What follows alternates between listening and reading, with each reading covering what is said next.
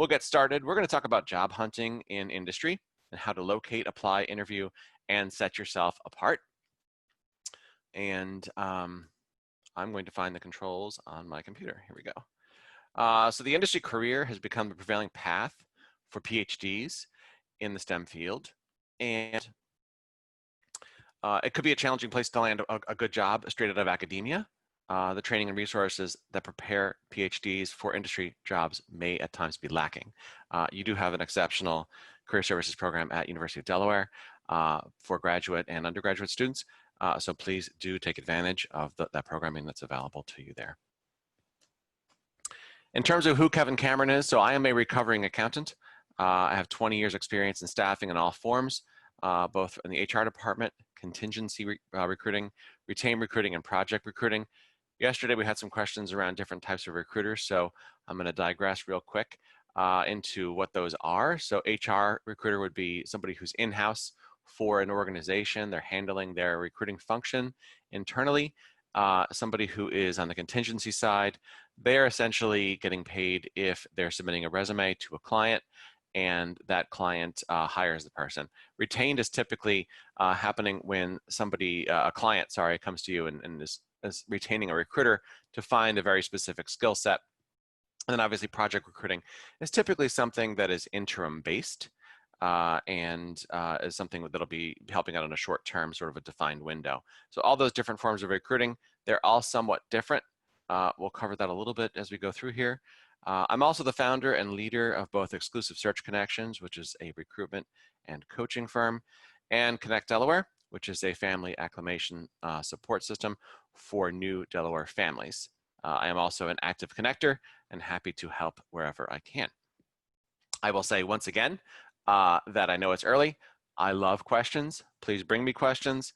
You're going to get the most out of this presentation, honestly, if you're asking questions, because we're going to cover an awful lot of information very quickly, and it will be quite broad.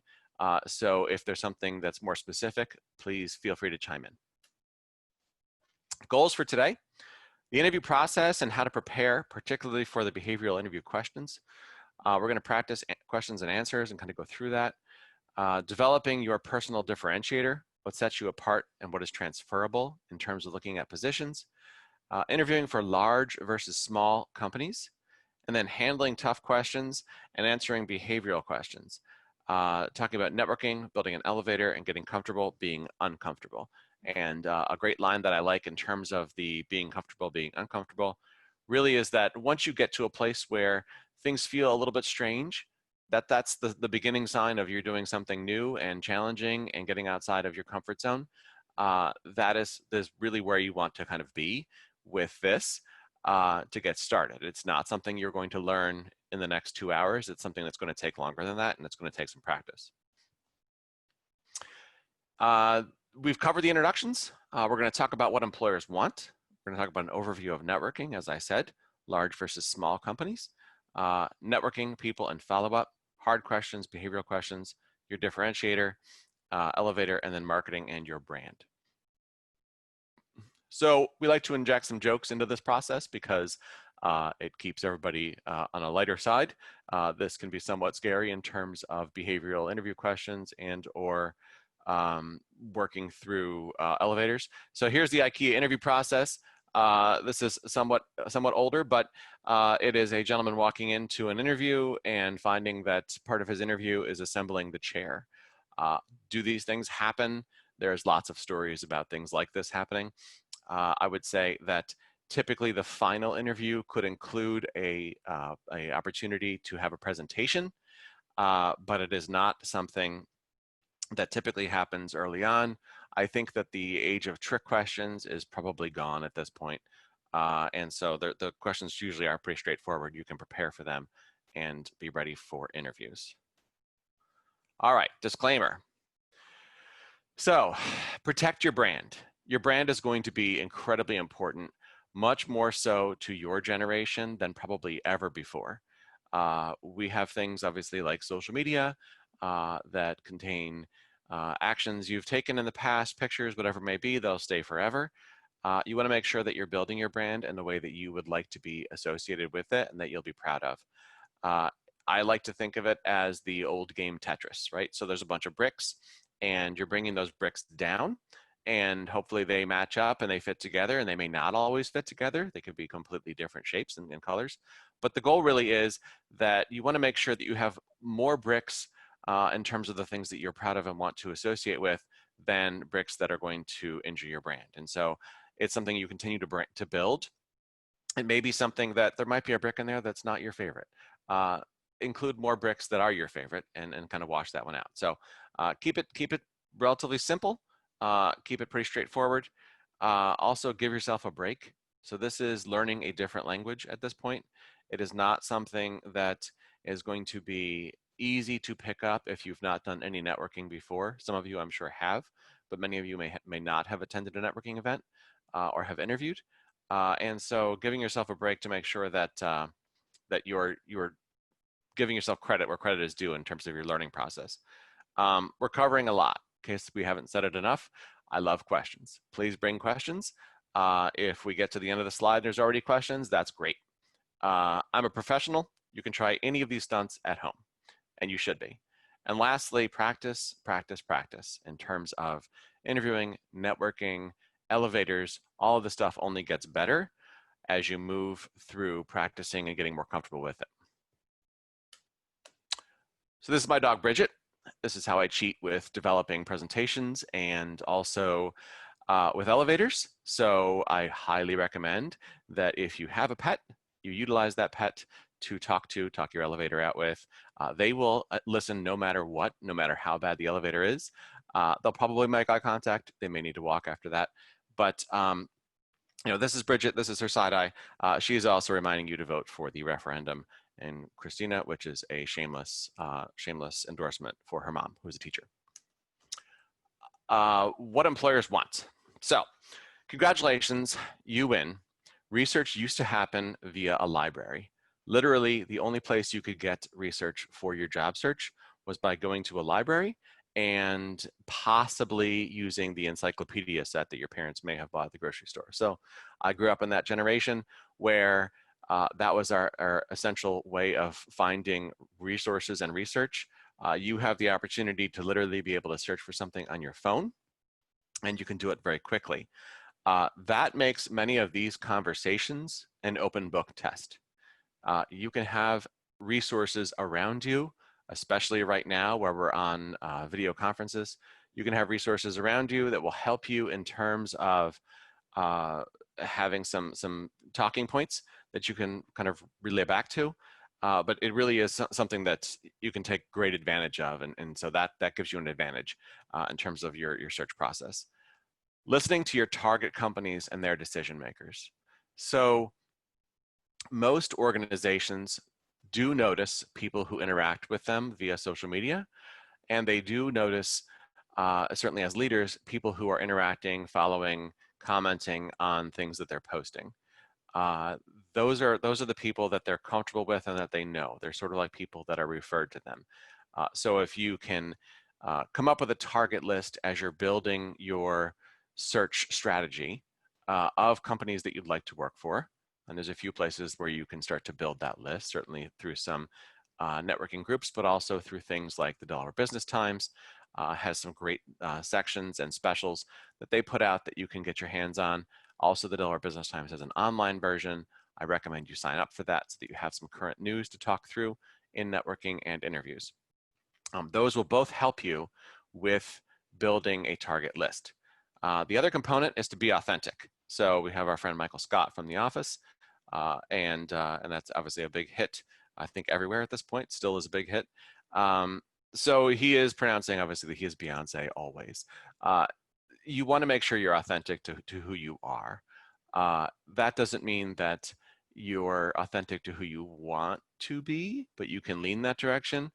But try not to tell a story that is completely different from who you are for the interview, because that is something that usually doesn't work out well.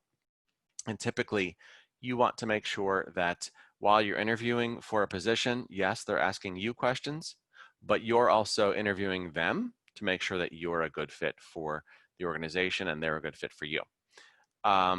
Most importantly, it costs roughly 2 times total compensation for an organization to hire someone to replace them. So they're making a pretty large investment, pretty sizable investment in you when they hire you. They're looking for that to be something that they're comfortable with. And there's a lot of ways that you can help to make that happen. We'll go through some of the ways in terms of your strategy around job search, but it's important to keep in mind that they're making a large investment in you when they bring you on. And so both of you should be sure that this is a good fit. Next bullet, there's a job description, and then there's a description of the job, and they don't always meet. So when you're having conversations with people around what a position entails, you want to make sure that you understand the job description, have reviewed that, but also you're asking what's important in the job. What are the important skills in the job? How does it fit into the organization? Where do they see this job contributing? What does success look like in the first 30, 90, 120 days for the person in this job? Those are questions that are going to give you some keys around what the job actually is. And sometimes we get to a place, and I don't think we're at this place right now, and I don't think we will be anytime in the near future, but sometimes we get to a place as hiring managers where we don't have room in the budget for two positions. So what we end up doing is hiring one position and trying to include everything from two. And that can be very confusing to a candidate. Lastly, demonstrate your commitment by making the process easy for them. And what I mean by making the process easy for them is you want to follow up. You want to have creative ways to reach out to them, whether it's something that you saw that's newsworthy, an article you want to share. That's 100% okay. It shows you're excited and interested in the position. But the other component, which is my personal pet peeve, is please include a signature in your email, every email. Make it easy for them to say, all right, I'm going to pick up the phone and call you. I'm going to shoot you a text message, whatever it may be. But if they have to hunt for your information, that is a little bit more challenging. And I know that in today's technology, contacts are made into your phone very quickly and you have that person identified. But if you're sitting at a laptop that does not have that capability, or you want to just pick up your office phone and call, you want to make sure that it's as easy as possible for that person to reach out to you. Any questions so far? Anything that I've covered that you want me to cover a little bit more in-depthly? Nothing that's come through just yet. Okay, so CV versus resume. The CV obviously is going to be much more detailed and is not necessarily limited by the number of pages. We're going to cover the resume in the next slide, but the CV can be quite long in terms of all of the components you need to include in it. Definitely something you want to include publications in. If you are not doing publications, you should be doing publications and coming up with a few things that you can write about so that you can be found, both for your thoughts and writing and also for your CV/resume. A CV rarely changes for each position. So the cover letter will be updated for each role. And the cover letter should say to the reader, this is my CV, this is why I'm applying to the position, here's some history in terms of why I'm applying to the position. And these are some projects that I've worked on where I feel as though I can become valuable to the organization very quickly in terms of my contribution. That does not get included in the resume/CV. The other component is CV typically includes publications with details, and a resume will typically only name the publication. So going back to the publications and how important they are, especially now in terms of utilizing social media, one of the ways that as recruiters we find you is through publications and keyword searches through Google. So we can sift through topics and pull people out who have published articles on that topic and be able to identify them and hopefully start a conversation. That is a great way to passively stay in the job market. So passively meaning you're not aggressively searching, but you're opening to listening to things that may come along, and you never know what's going to come along. So the resume has to be brief. We cannot have a resume that is more than 3 pages. It's just too long. Honestly, at this point, 2 pages is probably too long. Resumes should include previous experience and in most cases help the reader by providing an objective to explain what an interesting position may be for you. So we call that summary, objective. Either one will work. We want to make sure that that's a short, succinct paragraph, no more than about 3 to 4 lines. And we want it to be very clear in terms of what we're looking for. If it's a very generic statement, we can get into trouble. The summary can be modified based on the position, but I include a disclaimer with that because I've seen this happen, unfortunately. I would not recommend that you have 7 to 10 resumes. I would recommend you may have a couple and that you are very clear about which resume you send to which employer because you don't want to confuse them and now you have multiple versions of a resume in front of a hiring manager. So be very careful with having multiple resumes. I would recommend a spreadsheet or something like that to keep track of them. The other component here is that a resume is designed to draw interest in learning more about your experience and skills. So we don't, it's similar to networking. We don't want to give them every part of the recipe. We want to give them enough of the recipe that they can see that you can make it and they can see that you have the experience you're looking for. But we want to make sure that we save some for conversation. And we have some direct lines to keywords that may be in the job description in terms of things that they're interested in looking for in their next hire. So that's a lot of information on the resume versus the CV. I'm going to stop for a second and see if we have any questions on that. We have a very shy group today. It's early. Yeah, it's really early, so I think they're all just listening. All right, that sounds good. So, so we're going to go to the next slide here. And my favorite question, should I lie on my resume? No. So here's the thing. I think that people at times can feel very close to a black and white scenario and not allow for a gray zone. And so lying on the resume, if you're stretching it beyond anything that you know anything about, obviously that's lying on the resume. If you are in a position where you are purely taking a situation that you have experience and including the experience that you have, that's fine. So an example of that is sometimes we get stuck in a place where you didn't lead a project, so you don't feel as though you should include it on your resume. That's false. It should be on your resume, especially an important skill. If you are going down that road, the important component to keep in mind is that you don't want every statement to be I, because it looks as though you dominate every situation and you lead every situation. You want to include some we in there. And the we really is to make sure that you show them that you can cooperate as a team, or collaborate, sorry, as a team, and that you can function as a team to help move a project forward. So A, full out lying is not a good idea because you will be found out. B, you want to make sure that you have a good mix of team activities as well as things that you've led. And obviously, no offense to the Dachshund fans, but we don't want to be the Dachshund in that situation, more than likely. All right, so the elevator. So some of you may have seen parts of this previously. This is something that I do a fair amount and is a favorite. So even more appropriate now, so much more than a bunch of dirty buttons. This is something that's going to be important to you now and throughout your career. So the challenge is working on this. And the other challenge is that you're going to need to change it over time. So it's not going to remain the same all the time. It is something that's going to change as your career expands and grows. So important keys of the elevator.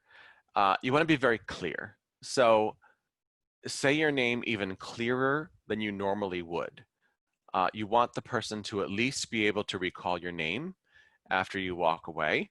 And sometimes when a conversation starts, the person may not be connecting to you quite yet. So you want to make sure that the person hears your name. You want to know your audience. So this speaks more to, well, I guess it speaks to both, but it speaks more to probably an in-person networking event where you're coming in and sharing some information about yourself and meeting people. So the elevator that you share will be very different in terms of if you're delivering an elevator to a class that you're a part of now versus a networking or affinity group that you're participating in. You want to make sure that if it's a group that has more familiarity with your specialization and or passion, that that's a comfortable place for you to get more specific.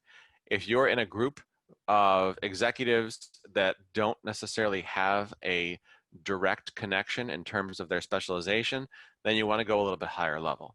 And the elevator, obviously, from that perspective, may have more than one type. There may be a higher level and a lower level, but you want to make sure that you're comfortable with both. And it's a relatively simple change to go from the lower level to the higher level. The other component I would tell you is that, all joking aside, there's a comment in here about watching for glassed over eyes. You do want to read your audience as you're talking, because you'll see them eyes shifting off of the camera, off of you, or off the camera, I guess, if you're doing a video conference, and clearly not being able to follow what you're saying. If you are in that position, then you want to be able to go and kind of state on a higher level what you're talking about. And also, I have found it's very useful for me as somebody coming from accounting and not necessarily from science, that some of the projects that you're working on are fascinating. I just need a reference point to connect them. So talking to me about projects or research that you're working on helps me to connect with those very quickly in terms of understanding what you're doing. So you also want to, obviously, as I said, you want to watch for cues. If it seems as though the person is struggling, please make sure that you give them some examples. So the elevator and steps, we're going to break this down. This is a really easy way to build an elevator. You can certainly take the next 3 steps, it's more than 3 slides, but the next 3 steps, and build out your own elevator. And then I highly recommend you practice it. If you have questions, probably at the end of the next 3 slides, chime in. Typically there are questions on this one. So we're going to get going here. So an example, a bad example of the elevator would be, I'm Kevin and I'm a recruiter, which is quite broad. You don't really have a way to help me with that. You don't really know where I'm going or what I'm looking for or what I'm good at or what I like to do. So a better example would be, I'm Kevin and I work with companies in Delaware that are trying to find new employees for critical opportunities in biotech. Gives the audience a lot more to qualify me. So they've got some pretty specific things. I call them things that are sticky, where they're going to retain them and they're going to be able to say, Kevin, recruiter, biotech, critical positions, I've got this.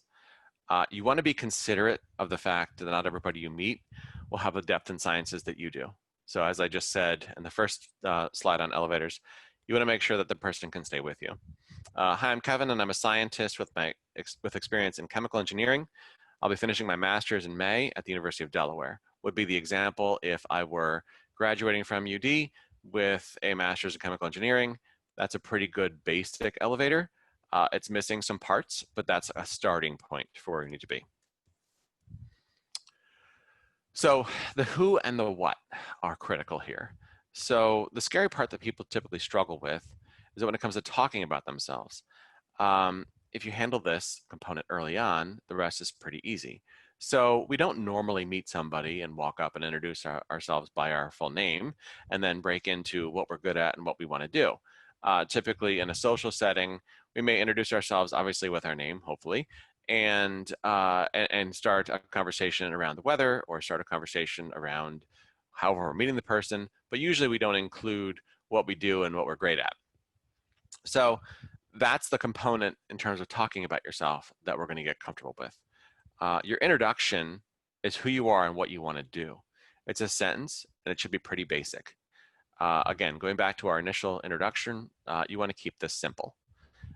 It's important to keep in mind that people remember specific things. And you also have to have a beginning that is welcoming to a listener. So a couple things in terms of a quick little cheat here.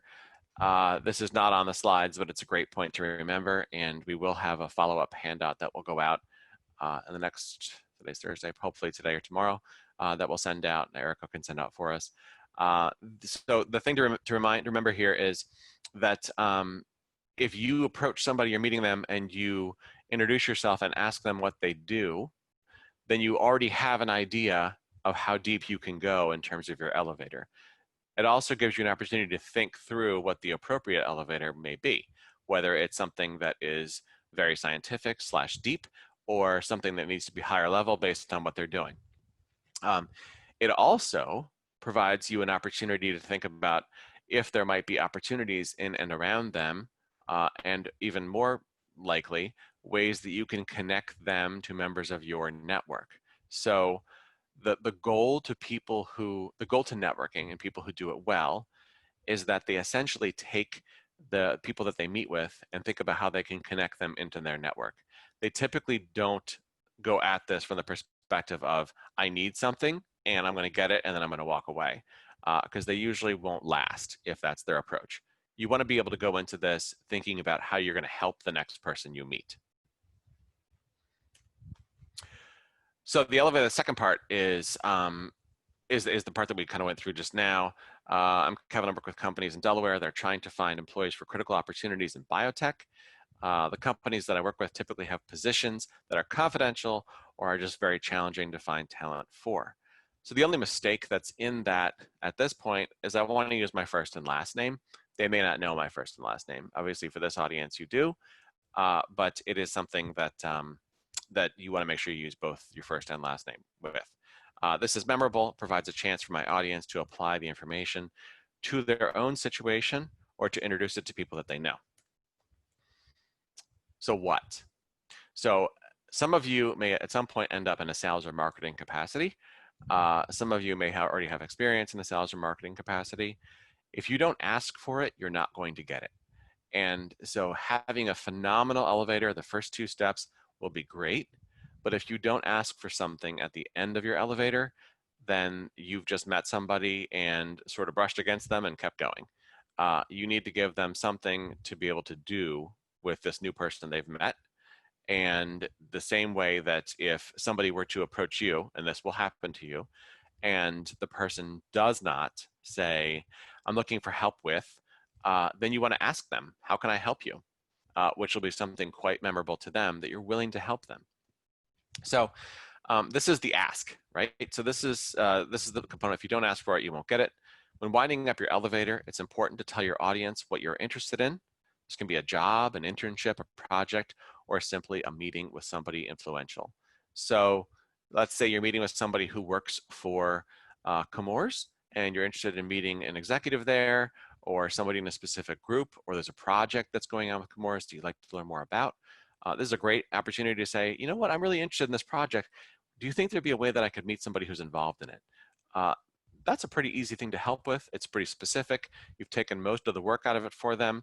And by the way, when you follow up with this networking event or networking person, you're going to include that component so that they can literally take your note, forward it to that person and say, I met this person, you should meet them. So the last component, I'm Kevin. I work with companies in Delaware that are trying to find new employees for critical opportunities in biotech. The companies I work with typically have positions that are confidential or are just very challenging to find talent for. I'm interested in speaking with business leaders who want to find exceptional employees for their organizations. So pretty succinct, a little bit long, but very full in terms of what we're doing, what I'm doing, and what I'm looking for.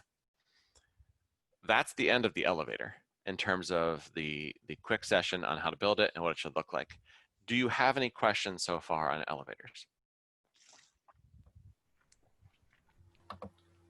Right now, I'm not seeing any questions come through. Okay. Okay. So we'll keep going. We'll keep going. And if there are questions, feel free to jump in and let us know. So networking.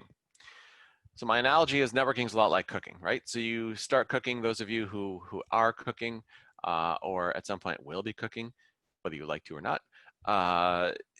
Cooking is very similar because you start off with a recipe, and the recipe is something that you will follow very, very closely so that whatever you're making is something that you and or your family would like to eat, or your kids would like to call gross, which will also happen at some point in the future, more than likely. So the cooking component is you have this recipe, you start off, you follow it very closely, and you make a meal. As you get more comfortable with that recipe, you start to change it, right? And it's comfortable to change it because A, it keeps you on your toes, and it's kind of fun, but B, you also can find it turns up with different flavors and tastes, right? Networking is very similar to that. So as you're networking, you want to make sure that the goal here is you're trying to help people as you meet them and connect them, because more often than not, as you're connecting people, they will want to connect you. If you're somebody who's quote unquote influential or a connector, then you'll be identified as that, and you'll have introductions to all kinds of various people. That is usually a good thing in terms of developing and growing your career. In terms of going beyond there, your elevator recipe may change over time, where you may be gainfully employed and you're looking to hire an employee, or you may be in a position where you're really not looking at any other opportunities because you're in a contracted position, but you're looking for somebody who has experience in a specific area to help you with that project. So it may change from that component. The goal right now is obviously to find employment. And so I recommend that you're hitting all three of the elevator components we talked through in networking, and that you're going to networking events on a regular basis. And maybe scheduling time is a good way to kind of force yourself to learn this skill, but it definitely helps. Have a plan and let that plan evolve with practice while you're networking. So you want to make sure that as you're going into networking events, you have a plan going in. You're not just going to a networking event because it's appetizers and cocktails and it sounds like a good time. You want to make sure that you have a plan in terms of what you'd like to do when you're there and what you hope to come away with. So you also have an advantage that networking used to be essentially an industry dinner. Not that industry dinners were bad, but there was an awful lot of chicken. So in terms of how that has evolved, networking happens in a variety of ways. It happens as breakfast meetings. It happens in the middle of day. It happens electronically. It can happen through Meetup. It can happen through a LinkedIn group or a Facebook group. There's a variety of different ways that you can network. I do recommend trying as many as possible because you never know what you're going to find. And talk to your peers and colleagues about that because they may know of a network that's great that you should belong to. Personally, certainly Deska is a great starting point. Delaware Bio is a great starting point. There are some science communities in Delaware that are exceptional, and they are places that you definitely want to participate in and or join in terms of your networking activities. But it's not always obviously an dinner, and many times it can be something that is a Zoom type setup like this based on our current quarantine situation. Go ahead. Is there a question? Kevin, how do you get out of an uncomfortable situation? So you're networking with somebody and you just know they're not a right fit for you, or how do you politely exit without offending anybody? Mm-hmm. So there's a couple ways that you can do that. In terms of helping to kind of softly exit that, obviously you don't want to just shut it down and walk away. One of the ways that you can do it is to introduce them to somebody else and offer, kindly say, I'll leave you to get to know each other and then move on to a different conversation. At times you'll see somebody near you who'll be making eye contact or attempting to get involved in your conversation. So including them in is a nice way to diffuse that. Worst case scenario would be that you need to use the restroom or you're going to get another drink or whatever it may be. Drink can be a little bit dicey because they may come with you, but restroom, obviously, you're probably okay. So those are ways to do that. You don't want to go with the I'm leaving or I need to leave, because if you're not leaving, then obviously they see that.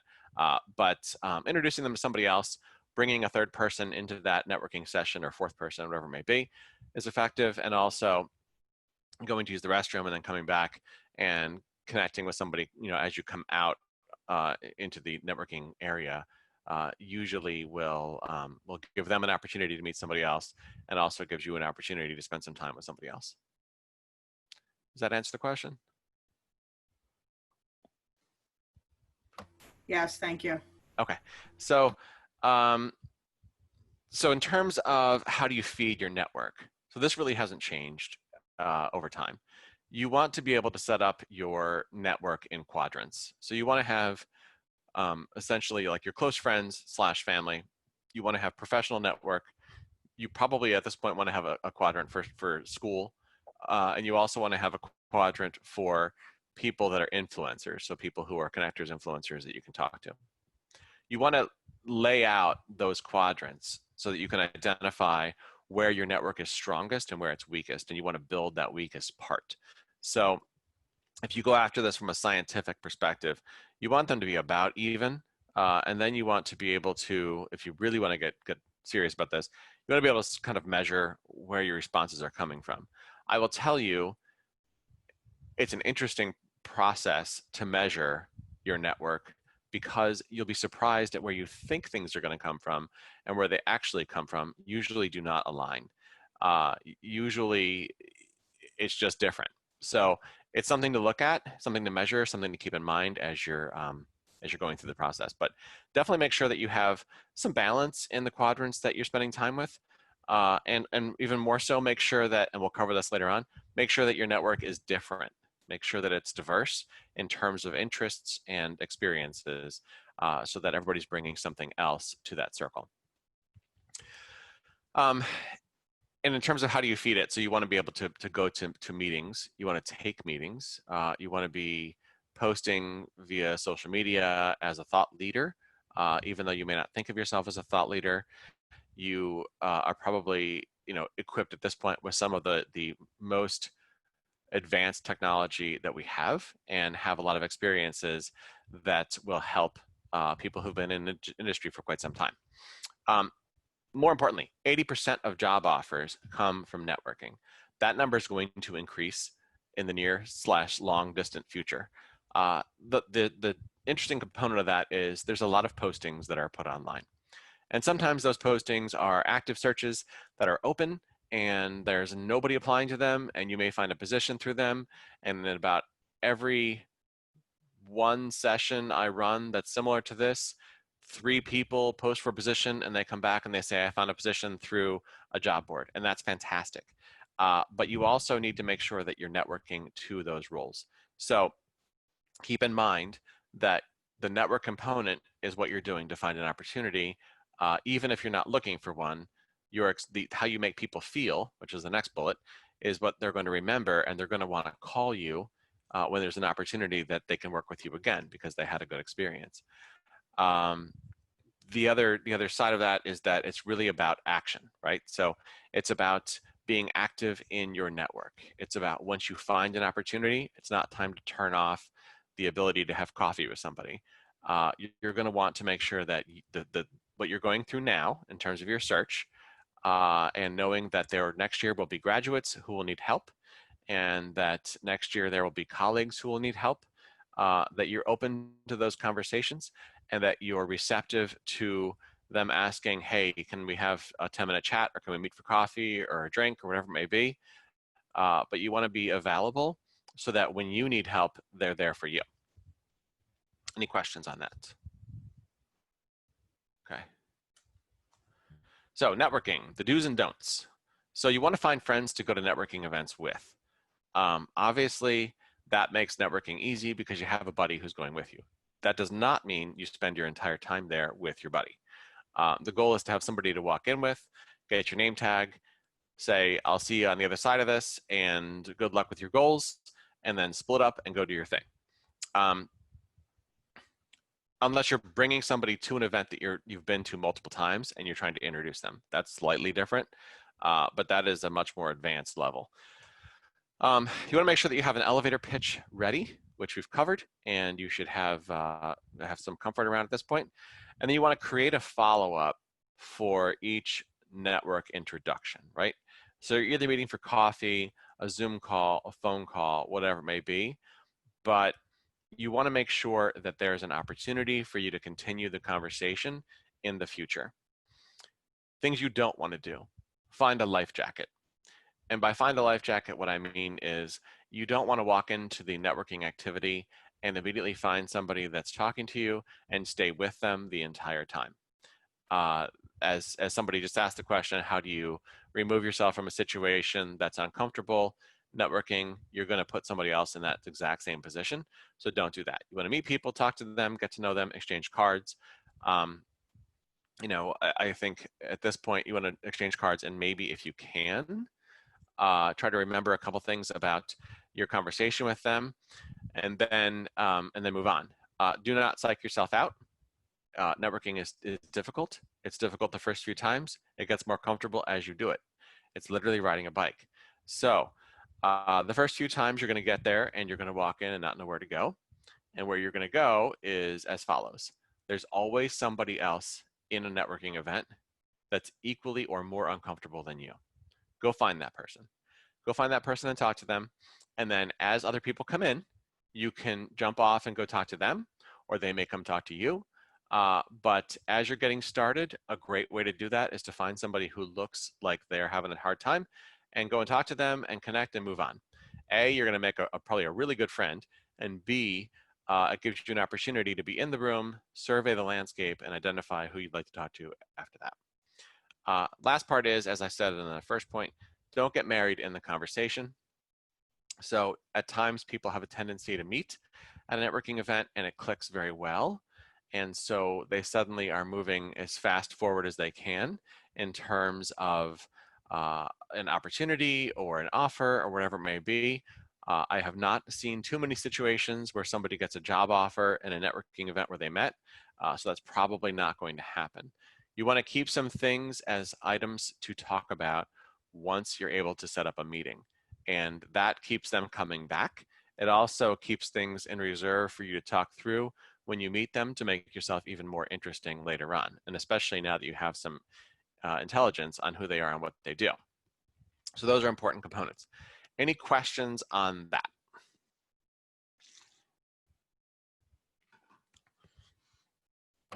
Still quiet. Yes, very quiet. Okay, we'll keep going here. All right, so identifying and articulating transferable skills. So as we talked about with the elevator, your audience may need to be educated on your specific skill set. Make sure that you know who you're talking to. So that comes from pulling the trick where you ask, you say your name and ask them who they are and what they do, or it may come from doing some research. And many times as you're going to a networking event, if you say, I'm interested in the following and I'm networking for a position, can you tell me if somebody from XYZ company will be there? They many times will tell you, the person who's taking the RSVPs, so that you know. So you can quantify pretty well with those types of things. And they may actually even introduce you to folks that are there. So keep that in mind. It's a nice kind of trick to use if you're trying to network to a position, and especially coming out of a degree program, that it's a good way to do that. Use examples of projects that you have completed to demonstrate or establish your understanding of the position that they're looking to hire on. So many times, as we said, there's a job description and a description of the job. And so going through how the projects that you've worked on relate to the description of the job will help them to realize that you're a really good fit for it. It also will help them to see how you can add value immediately. People like to talk about what they do, and most people will tell you what they're looking for in a conversation. Use this as an opportunity. So you want to engage as often as possible in why the position's open, what do they hope that they're gaining by hiring somebody in the position, and then taking those components and talking through how your skills fit. A great example of this is project management, research, accounting certainly plays well with most things. You get to budgeting and P&L experience. Sales typically does as well, so does marketing. It's really about finding what I would call the structural skills in the expertise that you have and applying that to a different area. So we do a fair amount of coaching around what's your why and figuring out what you want to do longer term. And it's a situation that can be challenging to think through on your own. But if you start to think about the structural components of what your expertise is, for example, for right or wrong, when I was an accountant, one of my expertises, frankly, was talking to people and bringing people together and engaging in meetings. That was something that I was very good at and engaging with, and I probably should have realized earlier on that that was a call more to sales and or consulting than it was to accounting for me at that point. But it took me a little longer to figure that out. This is similar for transferable skills in terms of figuring out how do you fit to other positions, how can you navigate into those roles. The top areas right now in terms of hiring are technology, healthcare, and distribution. I'm not sure what distribution and or healthcare will look like long term, but right now those are the hottest areas that we have in terms of hiring. In terms of the last bullet, so while entire job descriptions will not be transferable, critical skills will be, as we talked about the structural components of your expertise and background, making sure that you're using those critical skills to apply them to this position. Research and understand the critical skills and how they overlap. So you may need to do some Google searching to understand what the person is referring to when they're talking about a specific role. And it may take you kind of mapping out what those skills look like and how they apply. But in most cases, most people coming out of a degree program at this point have a pretty strong project management component. That's a pretty easy one to sort of slide into. And typically, if you're working in teams, that's something that is easily able to extract and bring out. And it's also a skill that's quite popular as well. Questions around identifying and articulating transferable skills?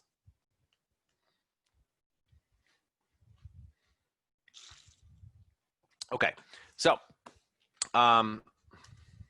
we have jokes. We have more jokes. So it's important to be prepared. And many times, if you're not prepared, you walk into an interview and somebody hits you with a question in terms of, tell me about your background. You end up talking through something similar to, I was born at a very young age. Now, obviously, this is a joke, but you can find yourself sidetracked into a rabbit hole that it's difficult to get out of, and then you become flustered. Please prepare for your interview. Please practice answers. Even if you do it with the camera on your computer in your own Zoom room with nobody else there, fine. But please practice, because the more you do that, the better you'll get. The other thing I will tell you is in a Zoom interview call, or a video conference, I should say, probably more succinctly, that when the camera goes on and you're now linked to that person, it's a different feeling. And the other component that's there is many times organizations for hiring purposes are not having an initial one-on-one. What they're going to have is they're going to send you an application, and in that application is going to be an invitation to record a question and answer session where you're speaking directly with a bot. And that can be a little bit unsettling if you have not done it before. So be prepared to do that. Be prepared to have a background that will work for that environment, which we're going to get into a little bit more in the next few slides. And make sure that you're 100% ready in terms of questions that may come up. There's always going to be a question that you probably don't have an answer for, but if you toy around with the ones we're going to get to and the behavioral questions, then you should be pretty much ready. Where are the jobs? In your network. Believe it or not, the majority of the positions that are going to be open are probably somewhere close to you in your network. It's like a scavenger hunt. So you want to get comfortable talking about what you want to do and where you want to be working. And that's something that you want to continue to build as your experience grows. I highly recommend that you come up with maybe a short list of companies that you'd love to work for. Don't be exclusive to them, but that helps people to quantify the types of organizations you want to work for. At times, people will use, to qualify companies that they're interested in, they'll use sales or revenue dimensions in terms of their size, whether they're startup or emerging or large, but it's something that they'll want to keep in mind. Where else are the, where else are the positions? So Certainly Delaware Bio, the American Institute of Biological Sciences, AIBS.org, LinkedIn, bio.org, lifescience.net, Snagajob, Indeed, Glassdoor, and probably the most critical would be alumni. Most alumni, regardless of what school you're in, regardless of when they graduated, are going to be very interested in helping you. And the reason for that is that you have that common bond. They want to see their school succeed. They want to see people who've had similar experiences succeed.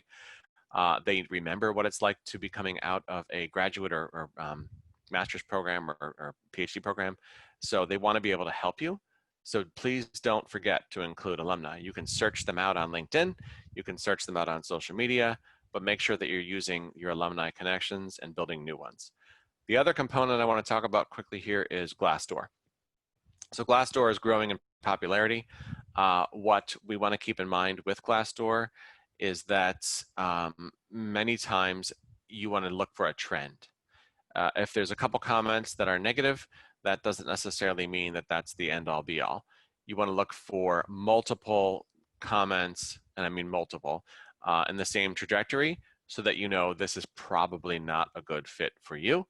And therefore, it's something that you should be aware of. Still considering the opportunity, still talk to them. It's great experience and or practice, but you want to be aware of it and you want your questions to be around whatever the concern is from Glassdoor as you're moving forward.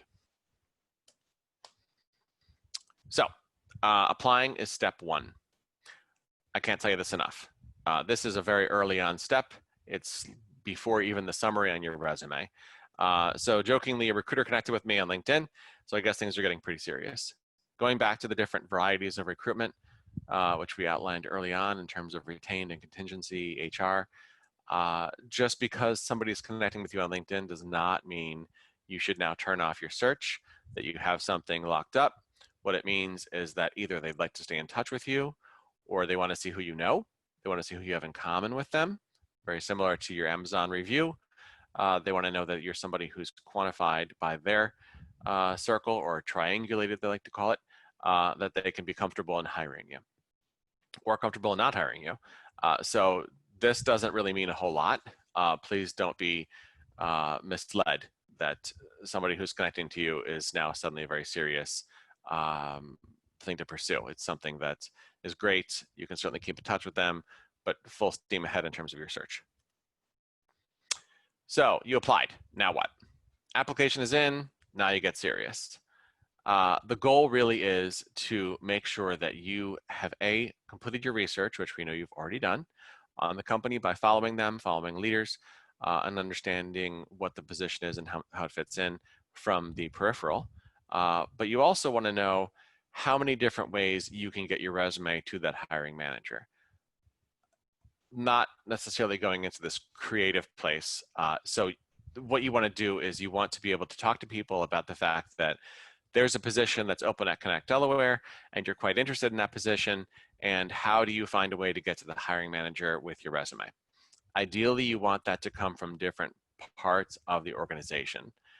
So you'd love it if it came from somebody in finance, somebody in research, somebody in sales, maybe somebody in operations, HR, whatever it may be, IT. But you don't want it to just come from one person. You want to cover as many places as you can. You don't stop trying to get your resume in front of them until they call and say, come on in for an interview. So that's really important. One person is not where you stop. Just like when they connect to you, it's not where you stop. The next question is, who do you need to know? So if you can find people in your network that have familiarity with the organization and or position, they will typically tell you who the hiring manager might be, and then you can kind of pare down or hone down your search in terms of connecting to make sure that you're getting to that person. That's an important question. You can learn more about that person. You can also reach out to them directly and let them know that you're interested, which is very impressive. I would recommend that you do that probably through email. I don't recommend a phone call because you can catch them completely off guard, and it's not always going to go over well, but definitely through an email first. If there's no response to that, then you can get more aggressive in terms of a phone call. How many people can share your resume from your circle? We talked about that a little bit. It's really unlimited. So in 2008, We were in obviously a recession.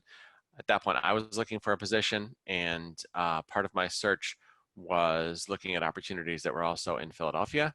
I was able to network into a role that the hiring manager literally thought I had a family member working in the organization because my resume came from so many different directions. So that's the goal, is to get your resume coming at them from multiple directions.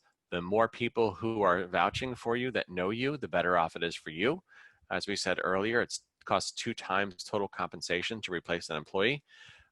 If they feel comfortable that you know multiple people in that building, they're going to feel more comfortable hiring you. So, interview prep and strategies. Before we go too far into that, in terms of application process, any questions so far? You guys are quiet this morning. Yeah, I guess because it's early. It is, They're awfully quiet. it is early. All right. So again, if you have questions, feel free to let me know. So you have an interview. Now what? So the most critical step in this, believe it or not, is one that's often overlooked. You want to make sure that you know what you're going to wear. In terms of what you're wearing, we have this really fun expression right now called the quarantine 15. So you might want to try on things you haven't put on in a while. The other component that you want to keep in mind is you want to make sure that your outfit is professional, it looks nice. Please make sure that you take care of your shoes, because believe it or not, that's a big thing sometimes hiring people.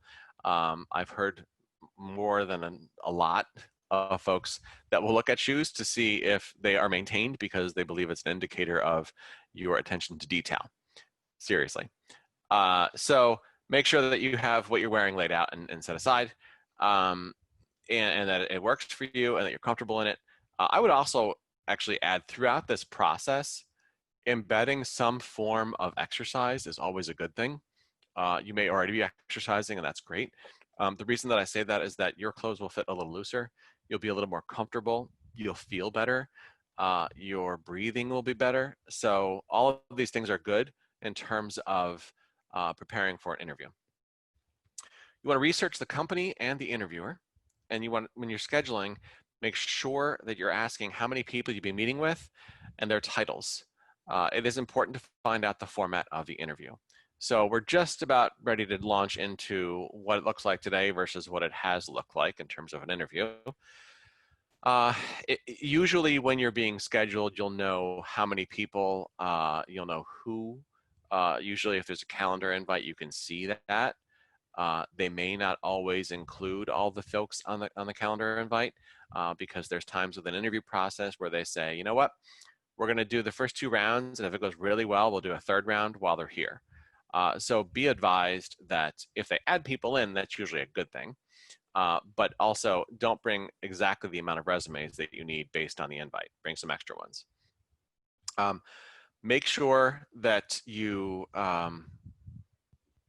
comfortable in terms of who you're meeting with. So do some research, understand where they went to school, where they came from, how long they've been in the position. These are all things that will lend to great questions when you're talking to them, asking them about, why they chose this organization, what they like about the organization, what are their favorite things that they're working on, what is their team like, how do they manage. All of those things are great questions to throw out. But it'll help you to kind of figure out what's happening there.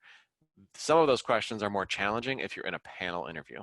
So a panel would be multiple people sitting across from you.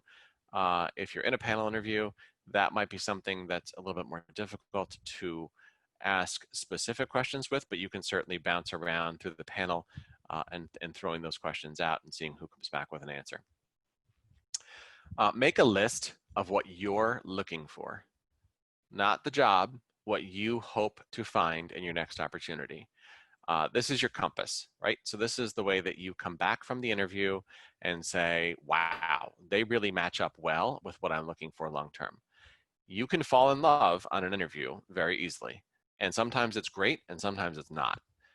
You want to make sure that you have this compass, and that when you get home after the interview, you can review that list of things that you're looking for or things you hope to have in your opportunity and see how closely you align. It may not align completely. It may align 50%, but you want to be aware of that going in so there aren't surprises later on because you may have connected with somebody in an interview that went really well, but the job is not at all what you're looking for.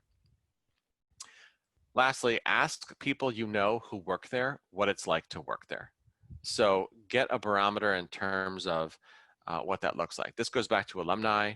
This goes back to siblings of friends who may be working there, family members, whatever it may be, but you want an idea of what it's like to work there. Make sure that you're including that in your decision process. Here's an example, a little too much prep. So this is an interview in an IT company, asking what makes them suitable for the job. They hack their way into the computer to invite themselves for an interview. So this is also a little bit of a reminder that you don't want to be overly cute in an interview. You want to be professional. Certainly you can have some back and forth in terms of some fun, in terms of especially if you're interviewing with somebody who might be an alum. I'm sure they'll go into faculty and or places and people that you have in common. So that can always be fun, but make sure that you realize it's still an interview and not to get too comfortable. Flip side of that is you need to be aggressive in terms of your search. So shy of inviting yourself to an interview, you're going to have to put your foot all the way down in terms of chasing down these opportunities. It's not going to be given to you. More than likely, you're not going to pick up the phone tomorrow and somebody's going to offer you a job. There's some work to do here. Interview prep and strategies. So here's current versus the in-person component. So current meaning, in social distance component.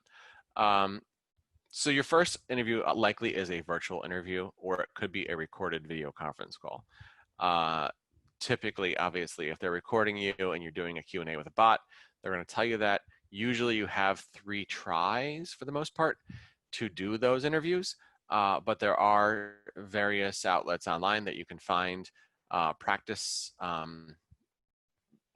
pages, websites, we're going to call it, where you can practice doing those interviews. I would suggest you do that because there is a time limit usually when they send you that application, that you have like a day or two to do the actual video and complete the application. Make sure you have an appropriate setup for your video conference call. So even the one that I'm currently on is a little bit bright with that window next to me. You want to make sure that you have something that's more or less one color, that's flat. You don't want a lot of distractions. Please don't do it in a coffee shop. Please don't do it where there's people walking behind you. I would encourage you to make sure that you can limit the amount of noise. So I wear this headset, which I don't wear all the time, but when I feel like there could be noise, dogs barking, children running, whatever it may be, you want to make sure that you can isolate as much noise out as possible. So, and these headsets are fine. Certainly Buds or AirPods are fine too. In terms of the resume, please have a link ready just in case they don't have it or they can't find it. So make sure that you have what you need so you can send it to them. If they say, I don't have your resume, can you send it? It's right there and ready to go. You're not delaying the call very long. Have questions. So fortunately for you, based on this setup, this is an open book test. You should have questions. You should have things in front of you. You can cheat like crazy on this, and they're not going to know. So you can certainly have speaking points alongside. The setup that I'm using now is dual monitor. If you have the capability to have dual monitor, you can certainly use one monitor to have questions on it and the other one to be speaking with them, which also works. All joking aside, wear pants. The reason I throw that out there is should something happen and you have to get up and you have shorts on with a button-down shirt and tie, for example, that's a little bit, let's say, lack of preparedness, lack of seriousness. So you want to be dressed for that call. So yes, it's a joke. It's kind of not a joke. Practice talking to the camera, as we said before. Practice having calls with family members. It's difficult to have a video call with your pets, so Bridget usually does not do video calls, but certainly with kids, friends, family members, colleagues, practice having these conversations. In person, so dress appropriately, as we said. You want to make sure that you have everything ready to go beforehand. It's either dry cleaned or pressed or whatever may need to have happen to it, but it's ready to go and it fits appropriately. bring resumes with you. Bring a few extra for what you think you're going to need. They may say, I don't need your resume, I have it, you can keep that. That's not something that's offensive. They're trying to save you some money so that you have resumes for future meetings. Don't read into it either. Doesn't mean they're not going to hire you. They're just being nice. Have questions in front of you. So more than you could possibly ask. I literally would go to interviews and still recommend going to interviews where you have on the right-hand side a place to write, and taking notes is 100% okay, which is our next bullet. But on the left side, I'd have a series of questions, because as you're talking, you don't want to get to a place where you say, let's say, have 10 questions, and they answer all 10, and now you're scrambling. Bring like 20 or 30 questions. And those questions can be recycled in some cases if they're generic enough from interview to interview. So you sort of have a database of questions that you can ask. And actually, if you want to get really cool with this, you could take those questions and use those to evaluate the jobs that you're interviewing for by creating a quick little rubric and scoring the positions. If you wanted to do that, that'd be pretty advanced. That'd be pretty fun. I'd love to hear people are doing that. Keys for answering behavioral-based interview questions. So we are, let's see, we are right now, we've got about 15 slides to go roughly, and we're coming up on about We half got hour about a left. half hour left. Okay, so I'm going to go through this, and at the end, I'm hoping that we can go back a little bit and maybe have some practice if you'd like to have some practice on behavioral interview questions. But really the secret to behavioral interview questions is to use the STAR technique.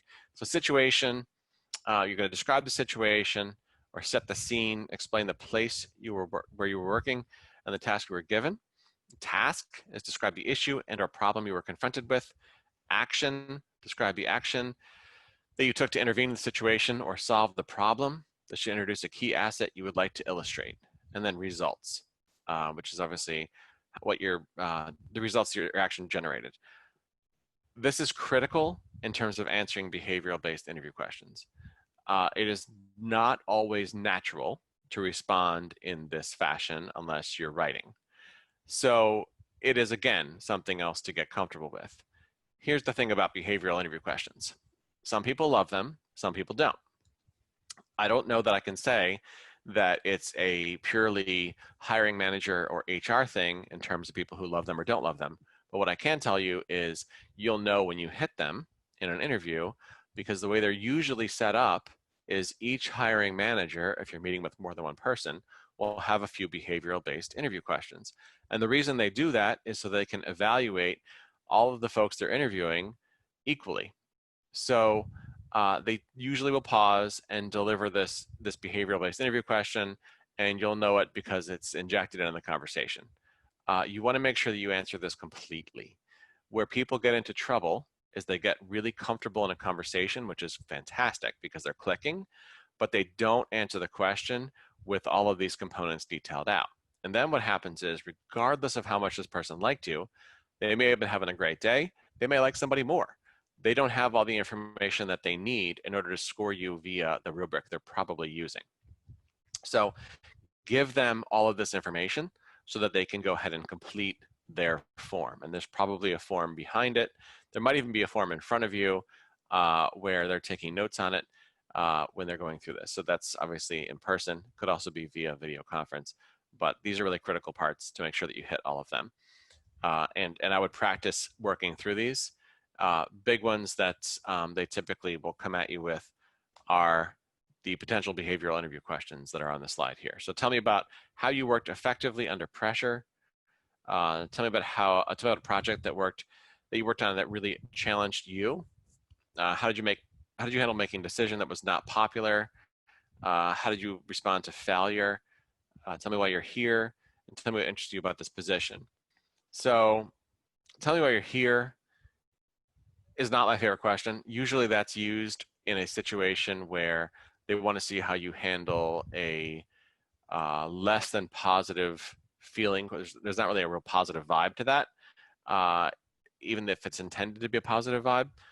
They want to see how you respond to that. They want to see your face. They want to see what happens to you when they hit you with that, to know how you're going to react. The other component that you want to keep in mind here is that anytime you can use data as a means to help you make decisions, but include the the end result of what those decisions will look like is going to make for a very good answer in a behavioral interview question. So in today's environment, data is key and it's quite important. So you want to be able to demonstrate that you can gather that data and utilize it to help guide you to making the decision. The other piece here is how do you respond to failure? So in the earlier part of your career, and honestly, even the later part of your career, um, failure is a learning experience. And once you understand that failure is a learning experience, it will help you tremendously in terms of building skills and advancing your career. If you think about it from a scientific perspective, think about how many experiments you conduct that don't work. Similar, you want to be able to talk about those and talk about them on a level of how you learned from each failure. Things got better as they failed. So you're always learning out of failure. And that's something that I definitely want to drive home with this conversation in answering behavioral interview questions, is that that's an opportunity to learn. You always want to turn those behavioral interview questions into the here's the problem, so I'm willing to admit that in terms of what happened, and then here's how we addressed it, and then here's the upside of how we corrected and or learned from it. Those are all critical components. Negotiating. So negotiating is obviously a great place to be because you have a job offer. When you're getting to negotiating, 1 second, sorry. Is there a question? Sorry, Erica. Yeah, before you get into negotiating, Sure. if you went on the interview and they say thank you but no thanks, is it appropriate to ask them what are some things I can work on so that next time I can be successful? And are people more receptive to that or not? Sure. So I missed this. We talked about it a little bit yesterday. Thanks for a good reminder. So the most important component if you don't get the job is that you want to certainly be able to ask what you can work on to be a better candidate in the future and take those things to heart, right? The other thing that you want to remember is I think at one point, I'm not sure if it's still like 70%, but it was. So the majority of the time, if the first choice doesn't work out, you're the first choice, right? It's the second finisher or even the third finisher at times. You want to be more gracious when you're not getting the position than if you were. So many times people who are interviewing don't interview regularly, and therefore it's uncomfortable to provide feedback that you didn't get the position because people respond in a variety of ways to not getting a position. Sometimes they understand, sometimes they don't. If you can make them comfortable with the fact that you understand this and you want to be considered for future opportunities by improving your skills, they will have a much longer conversation with you. The second part of that is if you can make sure that you leave the door open, that this was an interesting opportunity. You'd love to be able to follow up with them in the future, or if their needs change and there's an opportunity for you to come back and visit with them again, you'd love that opportunity, and mention the connection that you felt with the organization or hiring managers. That's a good thing. That happens actually frequently, where either in negotiations there's a breakdown, or the person who is their number one target, that person doesn't have them as their number one target. So they don't take that position even though it's offered. So you want to make sure you're very gracious with that. I've seen situations where people have come into an interview process and not gotten the position and then kind of ended the relationship poorly, and there would have been a job there if they would not have done that. So keep in mind, be a gracious finisher regardless. But definitely take those things to heart in terms of things you can improve on. So negotiating, the first thing you want to think through is this the right position? Going back to the things you wanted out of the position, hopefully this is no longer a situation where you're still debating this, but this is your final check. So you're about to take off, and this is your final check to make sure that everything's ready to go. Is this the role you want? Are these the people you want to work with? What does that look like? Saying no now is better than saying no in 2 months. Typically, you receive a verbal offer. You want to take notes, ask for the benefit package that they have, and total compensation. I use total compensation because depending on the type of work you're going into, there are multiple different varieties of total compensation.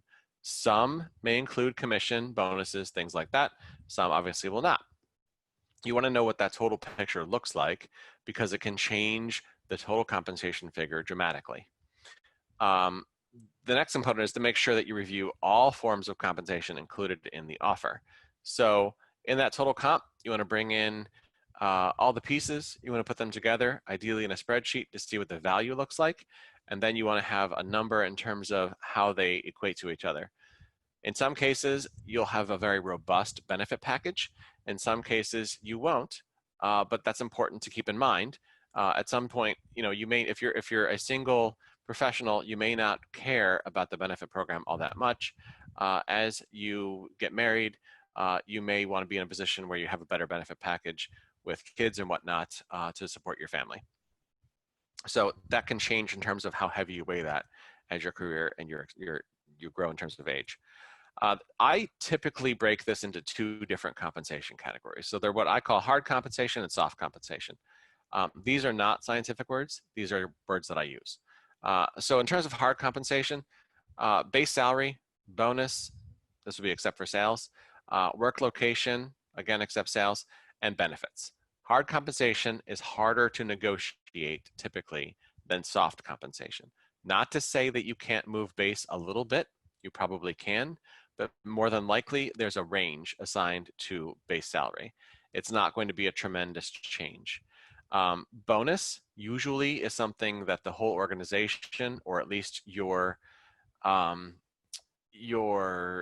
employee band is associated to, so they're not going to change it usually for one person. They might change it in a sales capacity, because usually what will happen in a sales capacity is they could reduce base compensation and increase bonus, or vice versa. Work location is really up in the air right now. If you're in a lab, obviously you need to be in the lab, conducting research. If you're not in a lab, obviously we're all working from home right this second or starting to go back to an office. Certainly that is something that might be negotiable going forward, where you may be able to say, I'd like to have this set up where I can be working from home on Fridays or Mondays or Tuesdays or whatever it may be. That could be, but more often than not, starting off in your career, they're going to want you in an office. Later on, that becomes a little bit more negotiable. So therefore, hard compensation. Benefits, you're not going to get different benefits from others. Benefits are set up to take care of the whole organization. You may have different options to choose from, but they will not be able to tweak your coverage based on just your individual needs. Soft compensation. So soft compensation includes things like time off, a sign-on bonus, supplies, laptops, phones, cars, things like that. Soft compensation can be negotiated. Time off usually can be negotiated. There's a handful of clients that I work with that say time off is time off and that's all there is to it. But for the most part, people are willing to flex because we're really never off. So you're never not on a phone or a laptop or connected somehow. It's a pretty flexible topic. Sign-on bonus is interesting. It's typically used to attract talent into an organization that may be outside of their budget range for base compensation. Thing to keep in mind with this: it's a great tool for me as a recruiter to put somebody into a position that they want, that the employer wants, and they just can't find a way to meet in a budget perspective. But what you need to remember as a candidate or as an employee is that that sign-on bonus will not be part of your total compensation the following year. And therefore, your total compensation could go down. Probably you're going to get an increase, which will bring you back roughly to where that sign-on bonus has you. So you're kind of trading your future increase for today and maintaining that for 2 years. Just keep it in mind. It may not matter.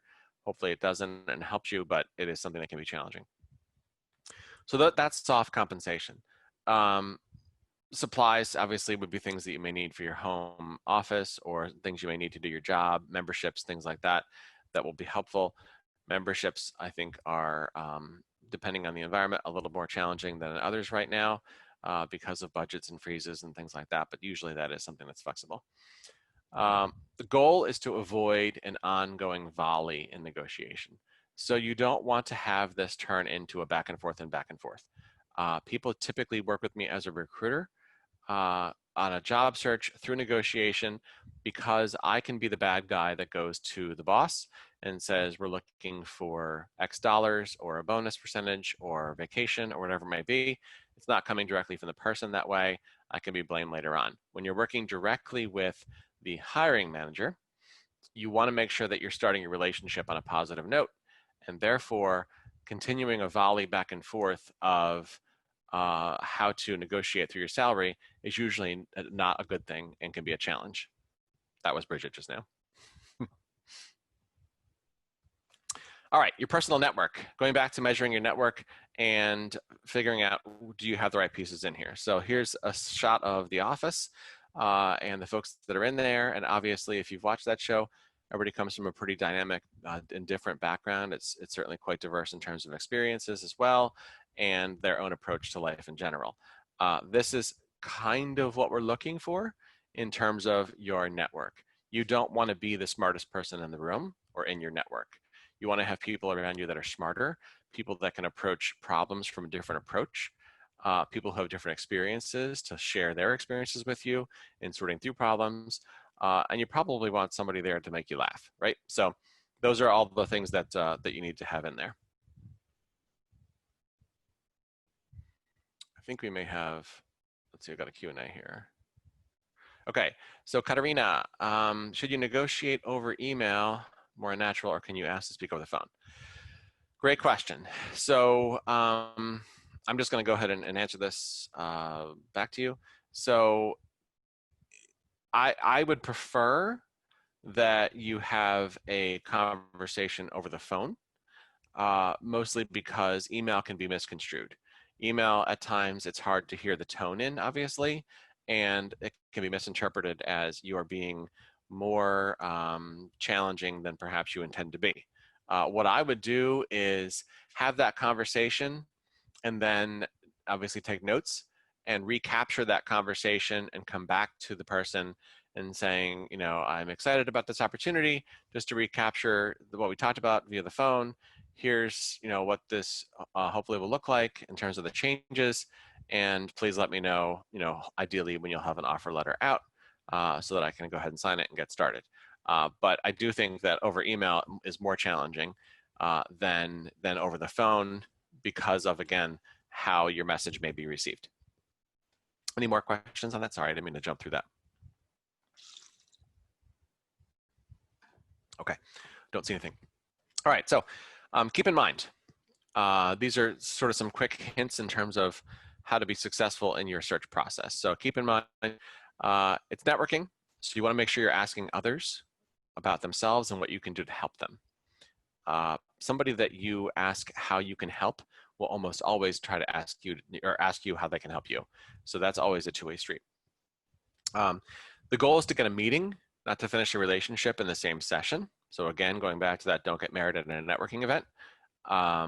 Make sure that you are having a plan in terms of, you know, this was a great conversation. I'd love to have a follow-up time with you. Can I have your card so that we can set up a time? Or can we set up a time now, whatever it may be. Both of those will work. Please make sure that you have business cards with you when you're going to a networking event, and those business cards should include your phone number, your email, obviously your name, and ideally your degree and or specialization. Do not include your personal address, just include those basic components, and that'll keep you on radar. The other thing that I do suggest is there are multiple apps out there that I've seen that will help you to organize those contacts on a business card, and you can essentially take a picture of the card and then make some notes quickly. Don't take a picture of the card and give it back to the person. Just take a picture of the card when you get a minute away from them and put it in your contacts and add some notes because the more notes you have on how you met them, what their interests are, if they talk about kids, whatever it may be, you want to have those things there so it looks like you are very much on top of your network. Make sure that you set a networking goal. So we had lots of questions yesterday around this. Networking goals really should be anything ranging from having 3 people that you want to meet as you're getting started. So set the goal that you're going with your networking buddy, you're going into the networking event, and you're going to meet 3 people. That's a really basic, pretty easy number to hit. That keeps you moving through the crowd. It teaches you how to navigate out of those conversations and into new ones. It also teaches you how to start to gather contact information as well. But that's a basic one. You want to get to about 5 meetings, and then you want to start to get more specific. So you want to get specific in terms of, I'd like 5 people who work for DuPont or AstraZeneca or Bio or whatever it may be. But you want to get specific in terms of who you're talking to or who you're trying to talk to and where you're trying to gather more network. And also, in that goal, you want to certainly include what your networking quadrants look like. So if there's one that's not as strong as others, then maybe you want to set a goal to help build that part out. Be aware of your presentation. So, I've not ever heard this is not the right move, and I think as you are, we're all still learning all the time in terms of networking and interacting. But I almost always check as I'm walking into a building or event before I get a drink or meet somebody. I'll get my name tag. I'll go and make sure that I look presentable, and then I'll head into the networking forum to meet some folks. That's not a bad thing. I would imagine we're probably headed for some type of hand wash station coming into these things in the future.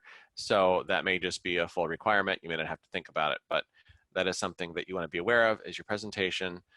Watch for coffee stains and whatnot. Make sure that you look good. This is again going back to your brand and how to continue to make that what you want it to be. All right. So schedule networking. Networking may not be something that you get excited about right out of the gates. At times, it probably will be things you're excited about. But if you go ahead and schedule time and find other people who are going to the activity, it's a little bit more comfortable. Give yourself some time each week to network. We have a question, I think. Okay. If you're about to graduate with a PhD, is it acceptable to use PhD or ABD as a credential on your business card or resume? Or should you use master's degree you already have, but is inferior to a PhD? Okay, great question. So if you're about to graduate with a PhD, so I'm assuming you're close enough to having your PhD complete that by the time the cards might be printed, you may be finished. So I would go with the PhD. If you feel as though you're months away from that and don't want to misrepresent, then I would go with the master's. You can certainly explain in your conversations, because you're meeting these people before you give them cards, that you are just about finished with your PhD, and therefore they're more aware of where you are with your career and where you are with your completed studies. I think if you go with all but dissertation, that may open some conversations. I think it's also going to maybe plant the seed that you're not sure you're going to finish with them. So I think I would probably defer more to PhD or master's than ABD, if that helps, but that's a great question. Be prepared. Like we said, have business cards at hand. Please don't bring resumes to networking events. Too big, can't fold them up, no good. Don't bring resumes. After a networking event, you want to send a thank you note and record where you met people. So one of the things I wish I would have done earlier in my career is to set up essentially an Excel spreadsheet. You can use Outlook or Gmail, whatever you'd like to do, to contain all of the people that I've met with and how I met them, how I initially met them. That would be a pretty cool thing to go back on. It's always a great way to go back and say, hey, remember when we met at the DESCA event or the Bio event, whatever it may be, and be able to sort of jog their memory in terms of how you met them. So as much detail as you can pull back out of that is a good thing, especially if you're going to reach back out, and everybody who has kids will be happy to talk about their kids. You can reach back out and ask how the kids are doing, whatever grades they might be in at this point. That shows that you really are invested in the folks that you're close to in your network. All right, any questions on that? Good, okay. Corporate culture. This is really important and becoming more and more important.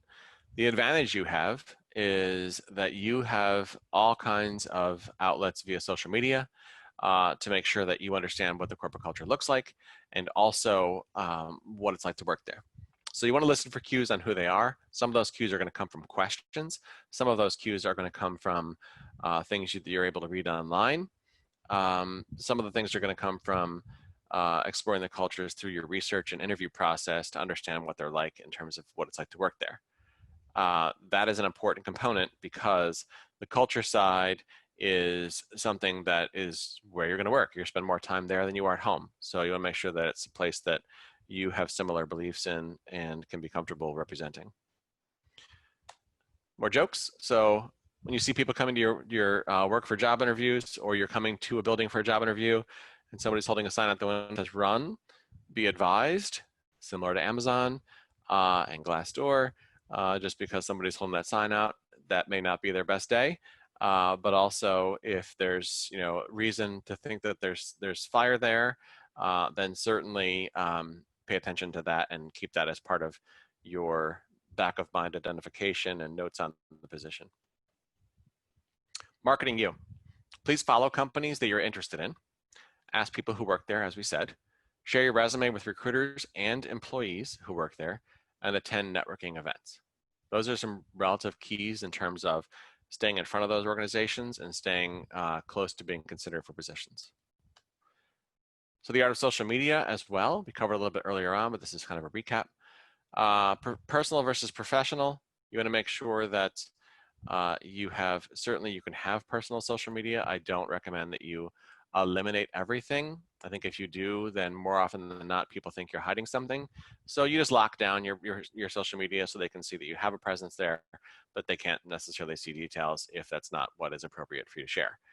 Professional, obviously LinkedIn, doing things like publications, writing articles, sharing your thoughts on topics that companies and or people of influence are posting, friends are posting. It's a great way to be found. And then scheduling time for social media. So yesterday we had the question, how much time is too much time? Many executives that I know schedule their day around spending some time in the morning or in the evening. Maybe it's a half an hour on social media, answering questions, commenting, liking, posting, all of those good things. That's probably enough. If you do it once a week, that can work, but it's really a challenge to catch up on everything that's going on at that point. Leadership lessons. So it's really about failing, thinking about experiments. Sorry, that first bullet should not be there. Collaboration will be critical, but so will specialization. And what you do tomorrow won't be what you do forever. So keep that in mind in terms of the positions that you're interviewing for. It may not be the ones you're in forever. They may just be the ones that you're in, to continue to build and grow your career. The collaboration component is going to be critical, as is specialization. As you move closer to a gig economy, that will be a big part of what gig economy looks like. Obviously, there are non-R&D positions, sales and marketing, project management and implementation, which is, I think, one of the more transferable ones, regulatory affairs, clinical operations, all positions to consider that are not in the R&D vein if you're not sure you want to go into those fields. And then obviously other career paths would be research administration, science policy, science education, science writing are all obviously the transferable components that you can move into in terms of roles. I have some time obviously available. I can stay on here and answer any questions that we may have. That's the entire presentation. Thank you for coming on this morning early to speak with me, ask questions. And also, we will be sending out some handout information. Go ahead, if you'd like to, feel free to follow us on social media. We'll send that information out as well. And we'll be providing tips as we move forward with the interview process and finding employees and all kinds of fun things that we get into. But I really appreciate your time. And like I said, I'm happy to stay and answer questions that you may have.